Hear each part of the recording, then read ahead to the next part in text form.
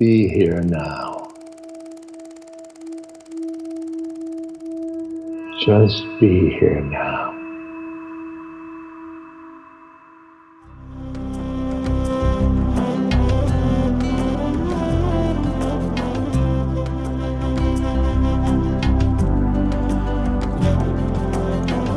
Welcome to the Jack Kornfield Heart Wisdom Hour. We are delighted to share with you Jack's innate common sense wisdom and his clear, open heart. If you are interested in supporting Jack's podcast, go to BeHereNowNetwork.com/Jack. Tonight I had planned to talk about Thich Nhat Hanh, the great and wise Zen master and teacher who died just about a month ago at age 95 in his home temple in Vietnam. But it also seems critical to acknowledge the grief of the war in Ukraine. And so in Thich Nhat Hanh's honor, I start with a story back in the 1970s when I was coming and going from Thailand and living there at times for some years as a monk. There was a lot of conflict in the streets of Bangkok between the military dictatorship that had taken over the government and the protesting students. And there were barricades that were there in the center of the city, not far from the Grand Palace and the government buildings. And the fighting had escalated so that students had been shot and killed and Molotov cocktails. And it was really getting terrible. And there seemed to be no way to de-escalate it. And then one morning, probably starting very early in the dark, a meditation master from one of the forest monasteries called together his monks and nuns. And they traveled to Bangkok and walked on foot a long way. And then after dawn broke, they walked and they simply stood in their robes silently with their bowls between the two lines, between the soldiers and the government side and the students on the other side. And they stood and stood and stood for a good part of the day, just peacefully. And then finally they left. And somehow their presence of peace was powerful enough, the respect for the robes and for what they carried of the treasures of the Buddha, that everyone took a breath, and the negotiations between the students and the government and military leaders began to take a new turn. And after that, an avenue to peace was found. So here we are again with a war in Europe, in Ukraine. But of course, our media tends to be Euro-North American centric, much of the world and Western media, and very white centric. And in fact, there's the wars that are going on in Burma, all in the ethnic states, and the war in Eritrea and Ethiopia, and continuing in Libya and South Sudan and Mali and so many places. And it gets off of our radar. But it's happening, as we did in our compassion meditation. It's happening to grandmothers holding their grandchildren. It's happening to young people being conscripted or losing their chance to make a life, to farmers and poets and merchants. So let's take a breath and pause as we did in our compassion practice and hold all those places and struggles in our heart.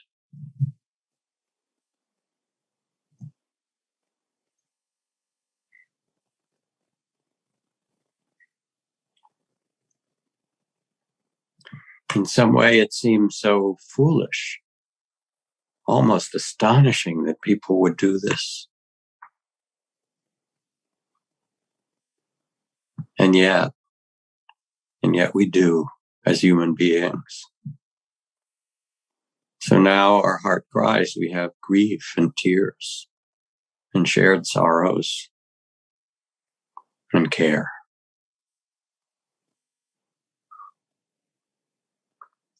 I was with Thich Nhat Hanh at a gathering at one of the Zen centers on a particular day of his teachings. And one of the students wanted to ask him about karma, and they raised their hand and they said this. They said, "Thai," which was what he was addressed as teacher, is there such a thing as a collective karma? Why did the Vietnam-American War happen to Vietnam? Where we dropped more bombs on these little countries, Cambodia and Vietnam and Laos, each country like the size of Michigan or Wisconsin, more bombs than the entire of World War II, millions of tons. Why did this happen to the Vietnamese people?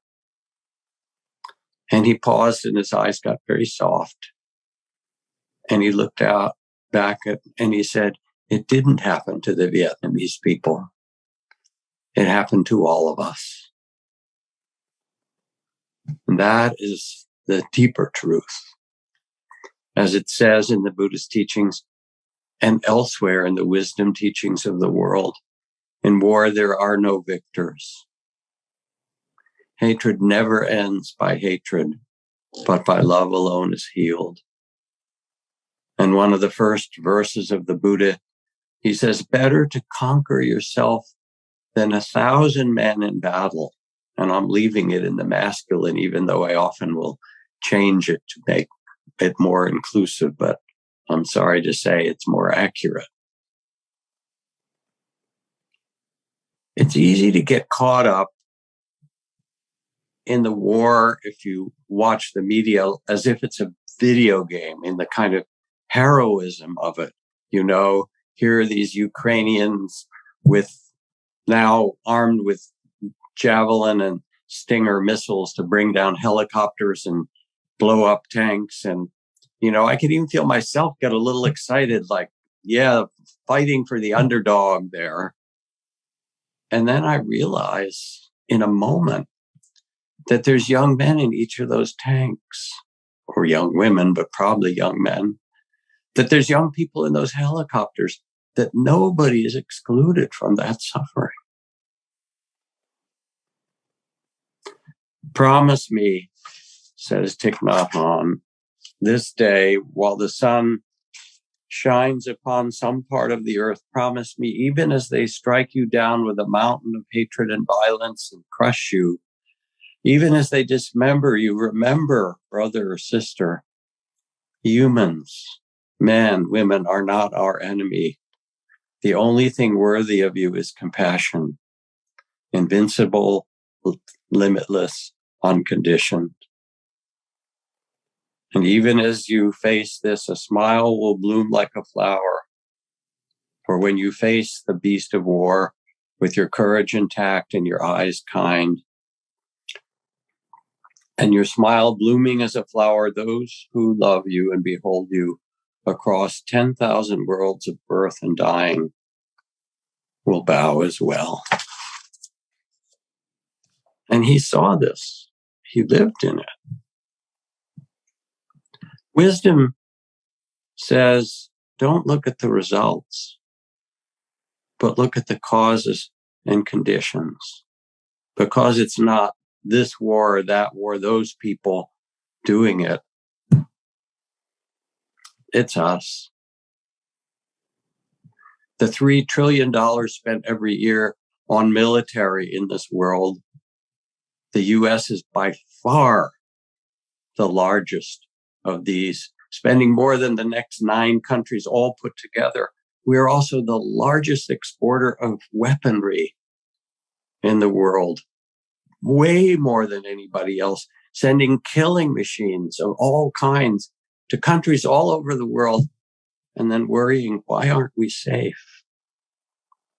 We have defunded the State Department. We have refused the repeated efforts starting at the time of the Constitution from one of the signers of the Declaration of Independence, Benjamin Rush, who wanted to start a Department of Peace parallel to the Department of War.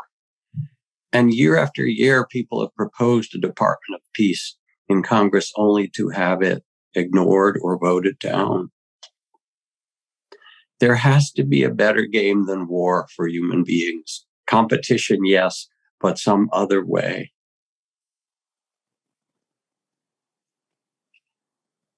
We sell all these weapons for our trade balance to import cheaper goods or luxury goods. Who are we? What is our moral center?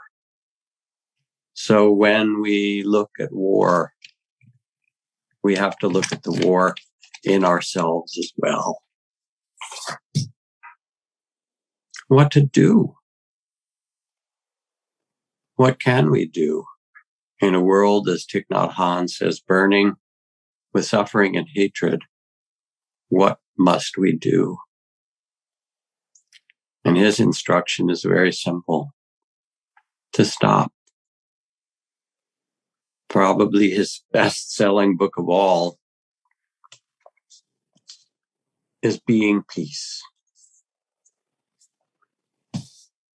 Out of his 100 books, this carries the voice of being peace. To stop making enemies wherever they are. Alexander Solzhenitsyn, the great Russian dissident and poet who was in the gulags in Siberia,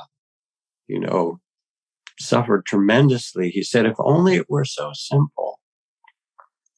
If only there were evil people somewhere insidiously committing evil deeds and it were necessary only to separate them from the rest of us and destroy them. But the line dividing good and evil cuts through the heart of every human being. And who is willing to destroy a piece of their own heart?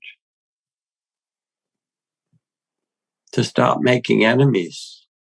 I think of the Ukrainians. I had great-grandparents who came from Kiev and parts of Ukraine, and how many Jews in Ukraine were killed during the Holocaust. Huge numbers. And yet they have a Jewish president now. As that prayer from John O'Donohue that I read to you, as the fever of day calms toward twilight, may all that is strained in us come to ease. May those who enjoy the privilege of peace not forget their tormented brothers and sisters, that the wolf might lie down with the lamb, that our swords be beaten into plowshares, and no hurt or harm be done anywhere along this holy mountain. Stop making enemies. Make prayers. Make blessings.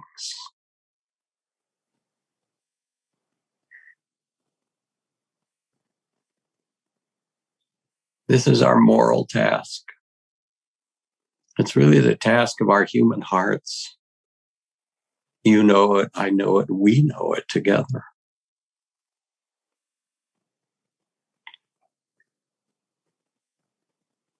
I was recently on the campus at Spirit Rock.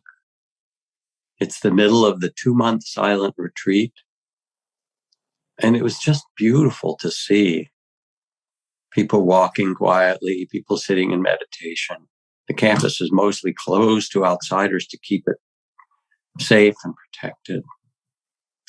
And when I was there reflecting about teaching tonight, I remembered the times that we hosted Thich Nhat Hanh.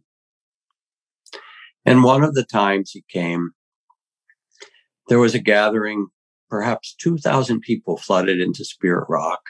And we had built a platform for him to teach with big loudspeakers and so forth down near the stream where the current dining hall is. And people sat up on the hillside all the way up to where we now have the upper retreat hall, 2,000 of them. And Thich Nhat Hanh's monks and nuns sat on the platform, passed out apples and had people pause and slowly eat and taste and savor the cloud and the sun, and everything in that apple was beautiful, and sit quietly and kind of get prepared for Thich Nhat Hanh and his teaching. And then all of a sudden, I felt something happening, and I turned around. I'd been looking from that stage up to all 2,000 people. And there, 100 yards back or 150 yards back, Thich Nhat Hanh had appeared on the road walking toward us. And he walked so slowly and with such dignity and presence. He talks about walking meditation, letting each foot kiss the earth. And as he did, I could feel all 2,000 people go, oh, my heavens, oh, that's what it's like to really be present, to carry a sense of peace and attention and love. And it says in the Dhammapada that the perfumes of rose bay and sandalwood and jasmine travel only as far as the wind. But the perfume of goodness, of the heart of a being, of their goodness, spreads far and wide, arising even to the heavens. And there was a kind of sweetness and perfume, peacefulness and strength, just in Thich Nhat Hanh's presence and his steps. Being with him at one teaching that he was giving, we gathered a number of us who were in the role of Buddhist teachers with him at Green Cult Zen Center at one point. And as he was teaching mindfulness and attention to breath and so forth, he talked, as he often did, about putting a half smile on your face, of breathing in with ease and breathing out with joy. And he talked quite a bit about joy. But the strange thing was that as I sat there near him and listened to him, I started to feel sad and grief in my heart, even as he spoke of joy. I was confused. So later we had lunch together and I sat near him and I said, Thai, I'm confused. You talked about joy and bringing the smile and happiness into meditation. But as you did, I felt this wave of sorrow and grief. And what I don't know, because we pick up things from each other, you know how that is. What I don't know is, was it mine or was it yours? And his eyes again got very soft. And he said, I've seen so much suffering. He said, that's why I must teach joy. Why I must do it. And you know, he started that school during the Vietnam-American War where not taking sides of the North and the South and bringing the youth for social services in to serve everyone. And a number of the young people he brought together were killed. If you can imagine bringing people who love you and you care about to do something and them being killed. Thich Nhat Hanh says, life is filled with suffering, but it is also filled with many wonders, like the blue sky, the sunshine, the eyes of a baby. To suffer is not enough. You must also be in touch with the wonders of life. They are within us and all around us, everywhere, anytime.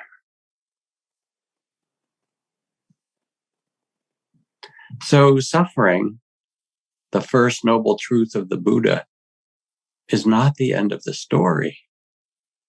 There is also the noble truths of the causes and the path to the end of suffering. And that path is not a grim duty that one has to do. But as Thich Nhat Hanh invited through his poetry and presence, he said it's like the soft spring rain, the breezes that blow, the causes and conditions that make these happen. It is a happiness that is unborn. There's a vastness and a silence, and this is your birthright. This is your true home. He said, this is where you will find me. I am vastness and silence and love. Thich Nhat Hanh had a major stroke about 5 years ago, 5 or 6 years ago.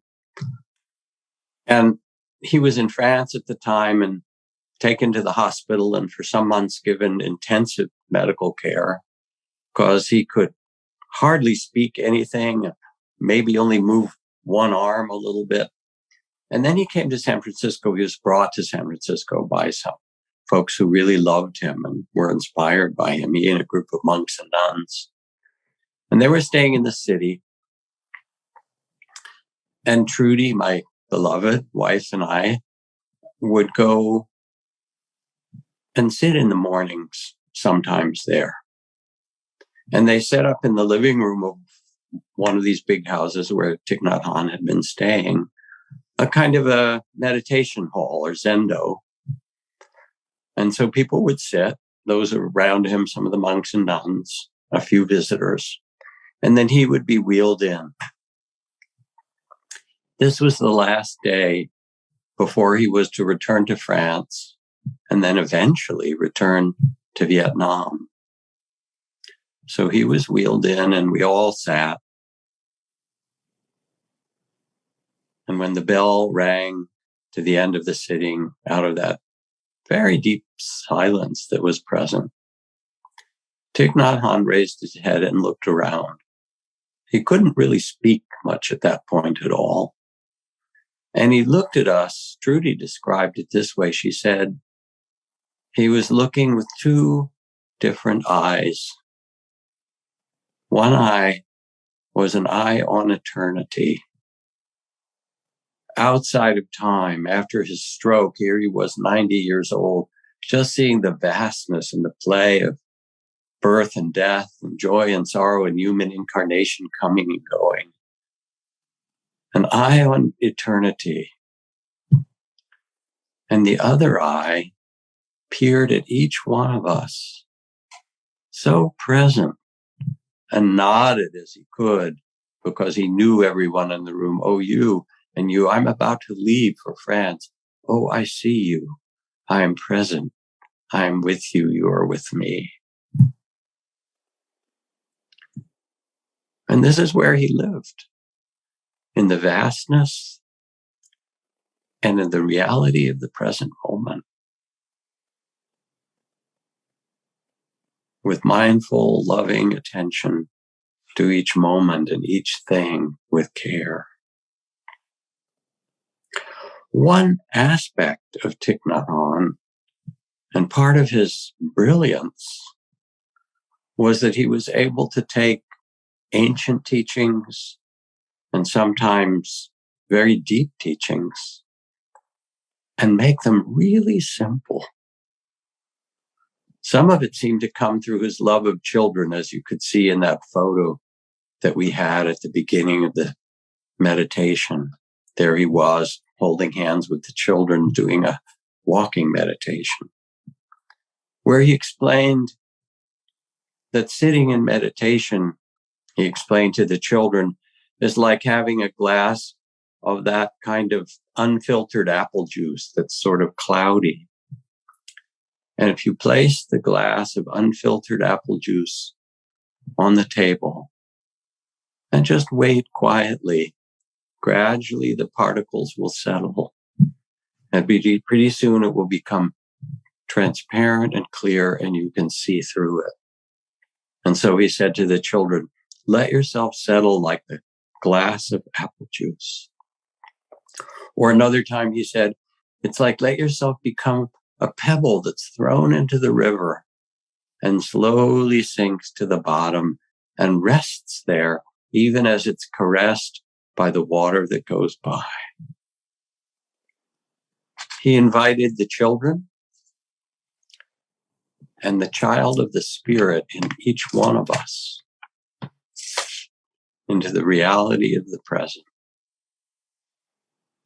into the moment of eternity, which is now.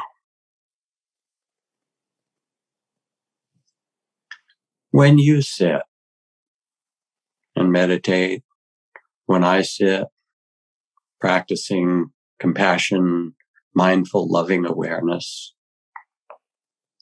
one thing we can do is to step back in a moment, to acknowledge what's happening. Here's the thoughts, here's the emotions. We can even name them. Sadness, excitement, planning, all the things the mind's doing, all the emotions of the heart. And when we name them gently, we can become that vast perspective that's not caught and not identified and just says, oh yes, this is worry, this is love, this is longing, this is analyzing and planning or anxiety or creativity, this is grief. We acknowledge it and we become the space, the heart space of loving awareness, of mindful loving awareness itself. For this is who we really are. And in a moment, we can remember this and be free. Sounds easy, doesn't it? It is actually in a moment, and it's fantastic. But then, yes, there's the rub. But then we start to see how the mind is untrained. And even though we can step out and step back and disidentify and not be so caught, then the freight train of thoughts and plans and memories and emotions and all those things starts up again or continues, gets full, fills our consciousness. So the second thing is that we can train the mind. And here, Thich Nhat Hanh invites us to use the breath, that most central teachings of the Buddha's mindfulness. And he adds his own flavor, which comes from the Anapanasati Sutta, from the text on the training of the mind and heart with the breath, where he uses the phrase, breathing in, I calm the mind. Breathing out, I sit with ease, or different versions of that. Calm and ease, inviting beneath all the busyness of the mind, the attention to settle, the body and mind to come together, the steadiness of concentration to grow, so that the disturbances on the surface of the ocean are distant from the deep stillness that can come underneath them all. And this training of the mind to settle and focus and quiet, concentrate, is another dimension of our meditation and a tremendous gift, because it allows us to be really present for each thing. Making art or writing a poem or writing code or driving or playing golf or making love or doing business or looking in the eyes of those around us or taking a walk with each step, quite present. Vast perspective, training of the mind, settling, focusing. And the other is to understand that mindful, loving awareness is not about complacency. Once you quiet the mind and open the heart, there's one other pesky little thing that you have to attend to, dear ones. That's called your life. You have to change your life. You have to change the rhythm of your life. and the inner dimensions of it, so that you notice when there's lack of forgiveness or grasping or fear, or anxiety, confusion, and so forth. And instead of living from fear or grasping or frustration or anger, you more and more turn to live from gratitude, from love, from fearlessness. You become the bodhisattva embodied. You take those bodhisattva vows. May I be of service to all. May I help alleviate the suffering of beings. And you embody them in your life.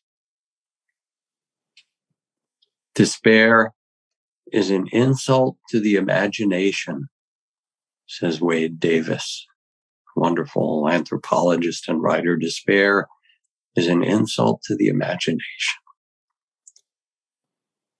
Because what's possible for you and me and human beings is freedom, gratitude, love, fearlessness. We can learn it, we can embody it, and we can teach it to others.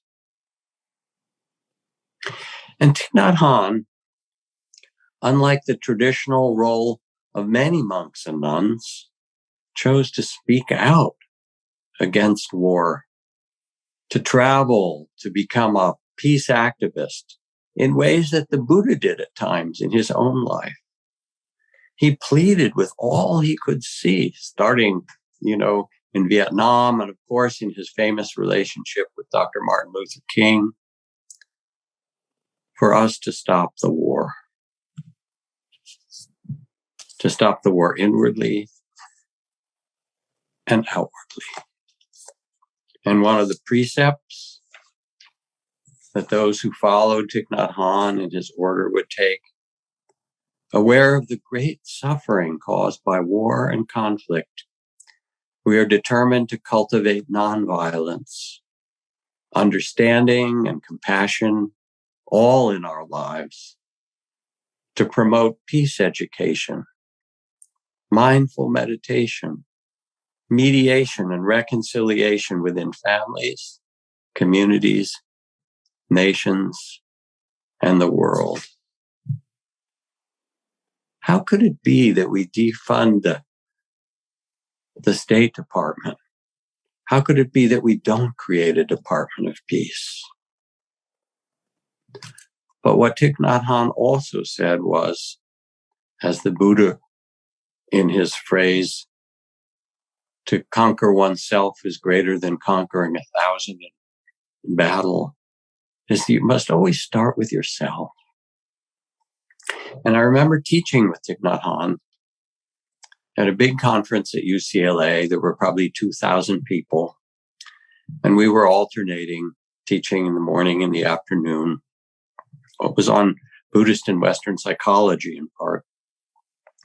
And it was a weekend, a decade or 15 years ago, when the US was about to bomb somewhere in the Middle East. I don't remember exactly, because we are a warlike nation, I'm sorry to say, and we've done a lot of harm in the world.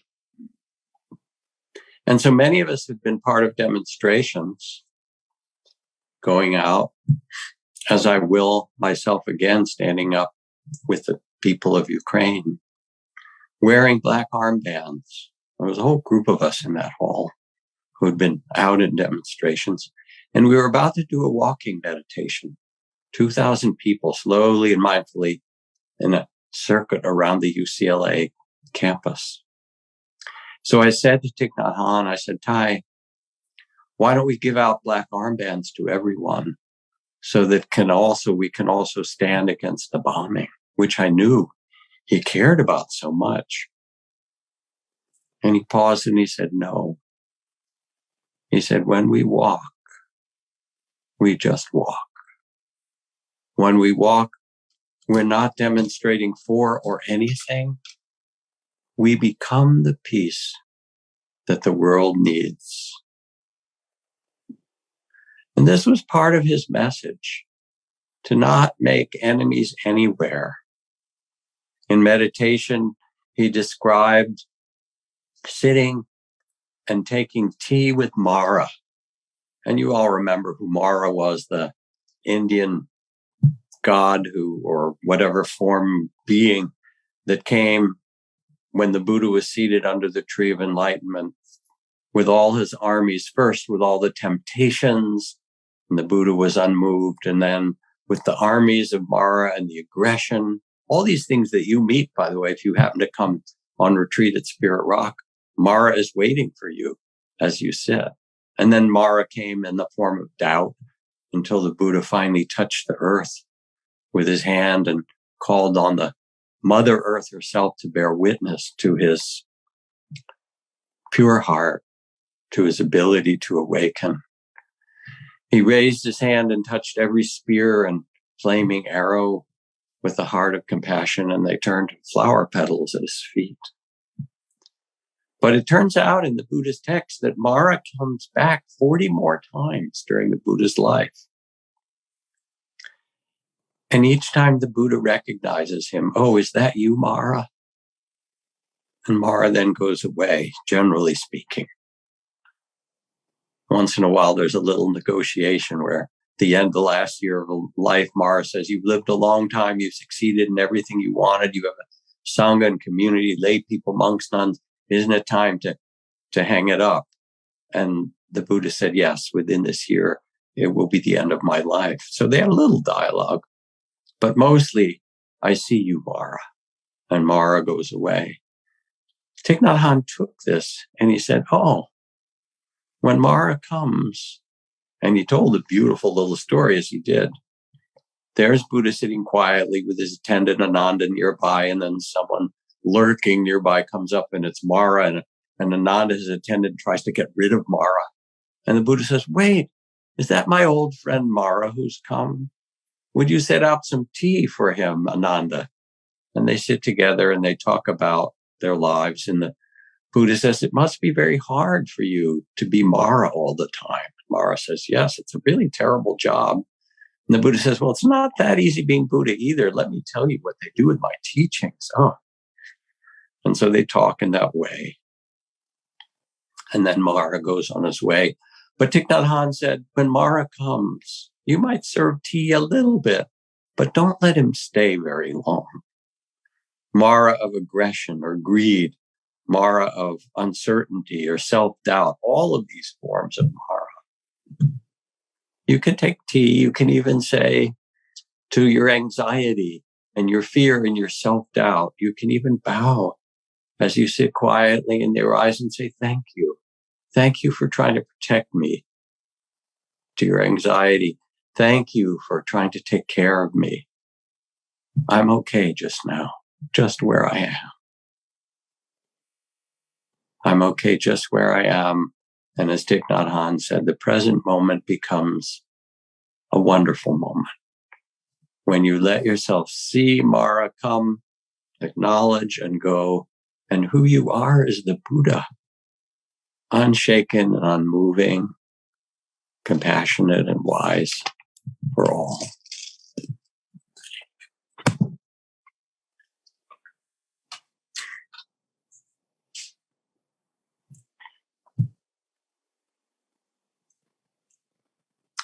One of the greatest gifts of Thich Nhat Hanh was this profound simplicity of taking the most complex teachings, for example, the teachings of dependent origination with the 12 links, Paticca Samuppada, and translating it as interbeing. His famous poem saying, in this sheet of paper is the tree from which it came, and the logger who cut the tree down, the rain that gave nurturance to that tree, the earthworms in the soil that let its roots drink deep, the wife of the logger who made the sandwich and lunch for that logger that day when he cut the tree down, and the people in the mill.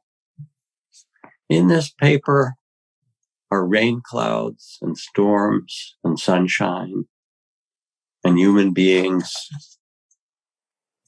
mechanical equipment, Everything is in this paper.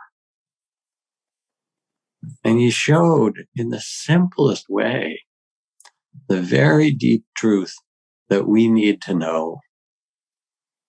The deep truth that we are, with the pandemic, with the calls for racial justice and economic justice, with climate change, we are interconnected.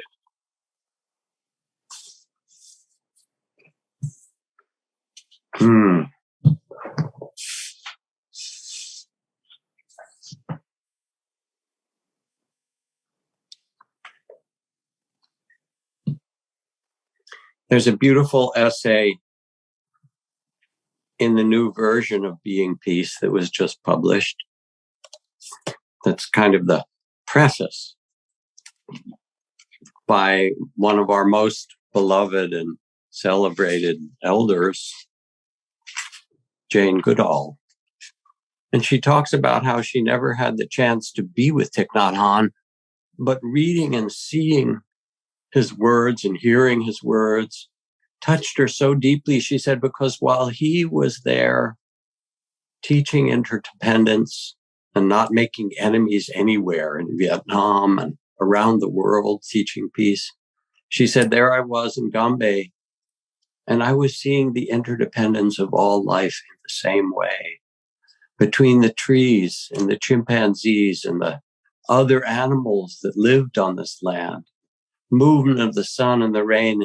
I immersed myself until I became part of that landscape and part of that life in my consciousness in ways that I'd never known before. And she writes about how important and how critical it is to have this sense of preciousness and wonder and connection at this time, especially with the global climate crisis, that we are not separate. Remember that poem from David White, where he says, the great mistake is to act the drama as if you were alone. Put down the weight of your aloneness and ease into the conversation. The kettle is singing even as it pours you a drink. The cooking pots have left their arrogant aloofness and see the good in you at last. All the birds and creatures of the world are unutterably themselves. Everything is waiting for you. And I love this poem from an Aboriginal elder in Australia. And of course, I can't read it with his words and accent, but I'll try to read it to you because it has that same consciousness that Thich Nhat Hanh teaches and that Jane Goodall embodies, and that you can remember because it's true. It's from Bill Neidjie, Neidjie, an Aboriginal stockman, road worker, songman, whose long stream of poetry essay is titled Story About Feeling. And he chants and sings about belonging. Well, I'll tell you about this story, about story where you feel. Listen carefully, this. You can hear me.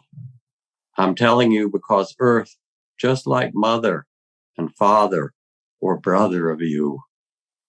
That tree, same thing. Your body, my body, I suppose. I'm same as you, anyone. Tree working when you sleeping and dream. That star he working there, see? He working, I can see. Always at night, if you lie down, look careful. He working, see? When you sleep, blood he pumping, so you look, he go pink, he come white. See him work, he work. In the night you dream, you lay down, that star he working for you. Tree, grass, working for you. And it's so extraordinary because he uses that word E sort of genderless, it's not you or he or something or she, it's E, it's us. Thich Nhat Hanh was a great world teacher, and he combined the Mahayana tradition of Vietnam and Zen and some of the most profound Mahayana teachings of mind-only school and the Theravada, which they had in Zen Center. And some of his teachings weren't that simple. If you look at a book called Transformation at the base, 50 verses on the nature of consciousness, it's one of the most profound essays on the nature of mind that a teacher has offered in modern times. And underneath it, the principle that he exclaims again and again is whatever seeds in consciousness you water will grow. So this asks for your reflection. Are you watering seeds of forgiveness? Are you watering seeds of generosity? You can, Are you watering seeds of patience, of compassion, of wonder? For what you water will grow. Kind of amazing. Our human incarnation, our consciousness is like this. This is part of the depth of what the Buddha saw and offered as a way for us to awaken the wise heart, to live with freedom. Of course, this is not just hagiography about a saint. He was also human. And one of my favorite stories about Thich Nhat Hanh, he was going to give a teachings on the Brahma Viharas, the four expressions of the awakened heart: loving kindness, compassion, joy, and peace or equanimity. And he started to give a series of talks, and people were sitting there in his center listening to him, because these are famous teachings that all these traditions hold. It's like, okay, he's giving these teachings. We've heard him talk about love and so forth. And then halfway through the first lecture, or maybe at the beginning of the second lecture, because it's set as chapters in the book,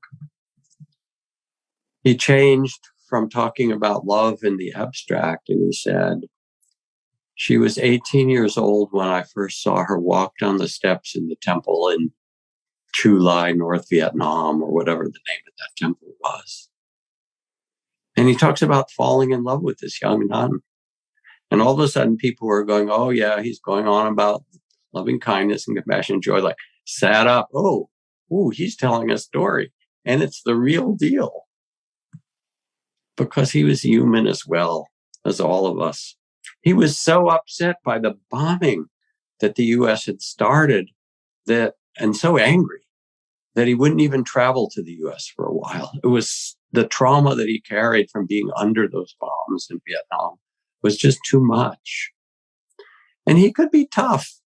And there were conflicts in his community, conflicts between some of his senior students and him, or conflicts between the monastic or the laity or the Western students and Vietnamese students. But it didn't matter. He carried the great medicine, the medicine of a free heart. That's who he was. When he first came to San Francisco Zen Center, there was a kind of, how to say it, if not a disdain, a kind of looking down on Theravada mindfulness practices, kind of second class compared to the poetry and rigor of Zen practice that's non-dual. And they thought mindfulness was somehow dualistic. I'm going to become mindful. And he went in and he said, you don't understand. Zen is mindfulness. That is what Zen is. It's the capacity to enter so fully into the present moment that you become that which you see, that you see we are all of it. The abbot of Zen Center at that time said, Thich Nhat Hanh was like a cloud, a snail, and a piece of heavy machinery.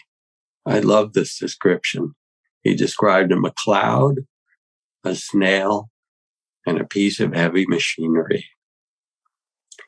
He was a gateway, a door to the infinite, an invitation to us to remember who we really are, to vastness and awakening. He was a Buddha field and a magnet. And you can feel it. You even can feel it as you listen to me and remember and hear these words, because he's here. And when he died, there were all the memorials and beautiful things written. And he was shaking his head even after he died, because he wrote beforehand, he said, people will tell you I died. It is not true. I've never died. He said, look at the clouds in the sky. They become rain. They become snow. They enter the land and the rivers and return to the oceans. And then the sunlight on the ocean brings them back up to be clouds in the sky. A cloud can never die, and neither can I. I am you. I am in you, all of his teachings. And I am you, and you are me.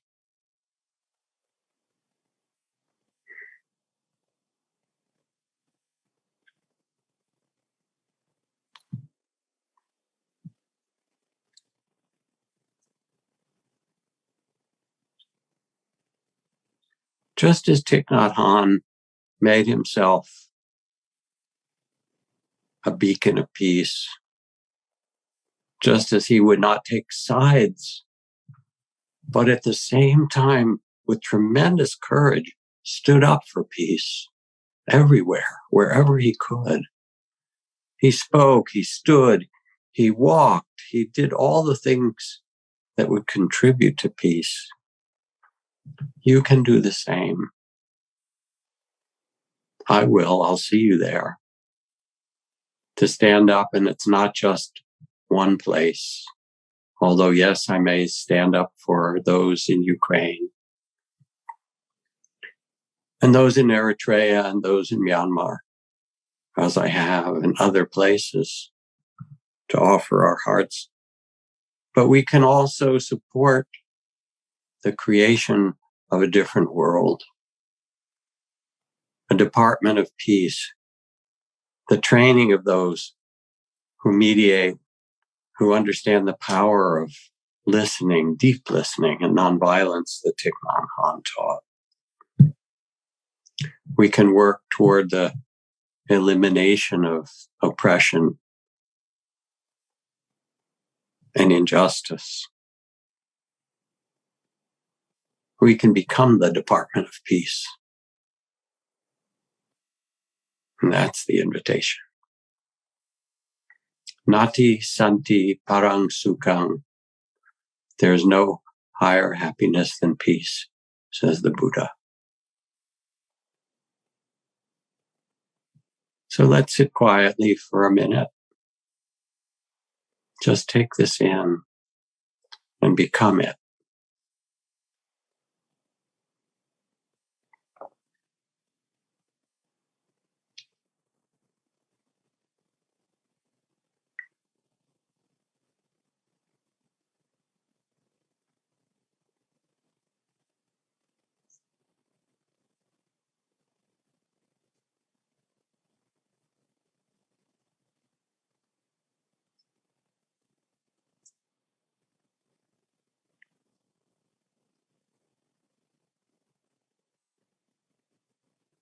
Breathing calm and ease.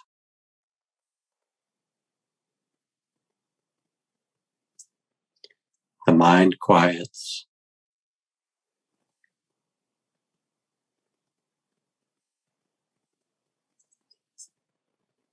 The heart softens.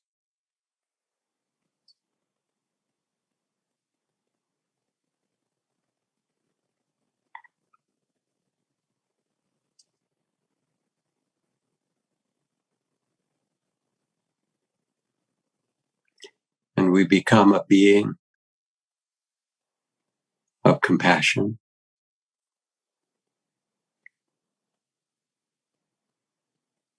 and peace.